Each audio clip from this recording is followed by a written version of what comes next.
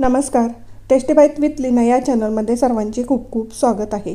आज आपण नारळी पौर्णिमेनिमित्त नारळी भात कसा बनवायचा हे पाहणार आहोत. या पद्धतीने अगदी मऊ लुसलुशीत आणि मोकळा असा नारळी भात तयार होतो. नारळी भात बनवण्यासाठी तांदूळ कोणता वापरायचा हे व्हिडिओमध्ये पुढे मी सांगितलेलं आहे. नारळी भात चिकट होऊ नये यासाठी काय करायचं तेही व्हिडिओमध्ये मी सांगितलेलं आहे. चला तर आपण रेसिपीला सुरुवात करूया. नारळी भात बनवण्यासाठी इथं मी 1 वाटी अख्खा बासमती तांदूळ घेतलेला आहे. त्याच वाटीने अर्धी वाटी साखर आणि त्याच वाटीने 1 वाटी खोवलेला ओला नारळ घेतलेला आहे. 2 टेबलस्पून साजूक तूप आणि थोडंसं केशर दुधामध्ये भिजत ठेवलेलं आहे. नारळी भात बनवण्यासाठी तुम्ही कोलम आंबेमोहर तांदूळ वापरू शकता. फक्त इंद्रायणी तांदूळ वापरायचा नाही. इंद्रायणी तांदळाचा भात आहे तो खूप चिकट होतो. 8 ते 10 बदामाचे काप, 8 ते 10 काजूचे काप, 4 हिरवी विलायची, 4 लवंगा, 4 मिरे, 2 दालचिनीचे तुकडे आणि 2 तमालपत्र घेतलेले आहेत. घेतलेला तांदूळ इथं भांड्यामध्ये घालून घेतला आणि त्यामध्ये पाणी घालून हलक्या हाताने हा तांदूळ आहे तो आपल्याला धुवून घ्यायचा आहे. तांदूळाला कीड लागू नये यासाठी याला पावडर लावलेली असते. यासाठी आपल्याला असं हलक्या हाताने तांदूळ धुवून घ्यायचा आहे. तुम्ही पाहू शकता तांदळातलं पाणी जे आहे असं काळसर झालेलं आहे. आता हा तांदूळ मी 2 पाण्याने स्वच्छ धुवून त्यातलं पाणी निथळून घेतलं आणि पुन्हा या तांदळामध्ये पाणी घालून घेतलं आणि 15 मिनिट हा तांदूळ भिजत ठेवलेला आहे. 15 मिनिट झाल्यानंतर आता या तांदळातलं आपण सगळं पाणी काढून घेऊया. चाळणीमध्ये सगळा तांदूळ मी काढून घेतला आणि असं हलवून आपल्याला तांदळातलं सगळं पाणी काढून घ्यायचं आहे. आणि पाणी निथळण्यासाठी या भांड्यावरती मी चाळणी ठेवलेली आहे. गॅसवरती कढई गरम करायला ठेवली. आता कढईमध्ये घेतलेलं तूप घालून घ्यायचं आहे. गॅसची फ्लेम आहे ते आपल्याला लो टू मिडियमच ठेवायचे आहे. तूप गरम झालं की त्यामध्ये काजू आणि बदामाचे काप घालायचे. अधूनमधून हलवत आपल्याला हे थोडेसे लालसर होईपर्यंतच हे तळून घ्यायचे आहेत. जास्त याचा कलर लाल होईपर्यंत तळले तर थंड झाल्यानंतर खूप डार्क कलर होतो.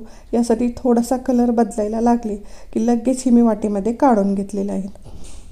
तर काजू आणि बदाम हे मी वाटीमध्ये काढून घेतले. आता त्याच तुपामध्ये घेतलेले खडे मसाले घालायचे आणि थोडेसे हलवून घ्यायचे आणि अगदी थोडेच भाजायचे आहे कारण ते सुके असल्यामुळे लगेच भाजले जातात. त्यामध्ये आता मी पाणी निथळलेला सगळा तांदूळ घालून घेतला. गॅसची फ्लेम लो करून घेतली. लो फ्लेमवर साधारण अर्धा ते 1 मिनिट हा तांदूळ असा परतून घ्यायचा आहे.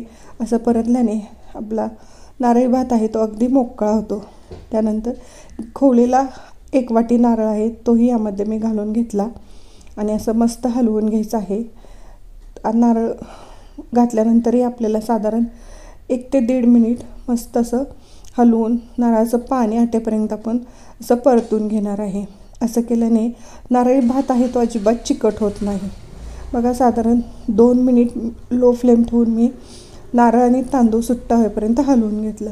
आता यामध्ये ज्या वाटीने तांदूळ घेतला आहे त्याच वाटीने इथं मी 2.5 वाटी पाणी कढईमध्ये घालून घेतलेलं आहे. त्यानंतर चवीपुरतं अगदी थोडंसं मीठ घातलं. तळलेले ड्रायफ्रूट्स घालून घेतले आणि व्यवस्थित असं मिक्स करून घेतलेलं आहे. तर इथं मी गॅसची फ्लेम मिडियम केलेलं आहे. त्यानंतर जे केशरचं दूध आपण तयार केलं तर ते घालून घ्यायचं आहे. तर गॅसची फ्लेम मिडियम करून मी तर पुन्हा व्यवस्थित हलवून घेतलं. त्यावरती झाकण ठेवून गॅसची फ्लेम लो करून आपण यातलं अर्धं पाणी आटेपर्यंत झाकून ठेवणार आहे. बघा यातलं अर्धं पाणी आटलेलं आहे. पुन्हा एकदा व्यवस्थित असं मी मिक्स करून घेतलं. आता या स्टेजला साखर घालायची आहे. साखर घालून घेतली. आता साखर यामध्ये व्यवस्थित अशी मिक्स करून घ्यायची.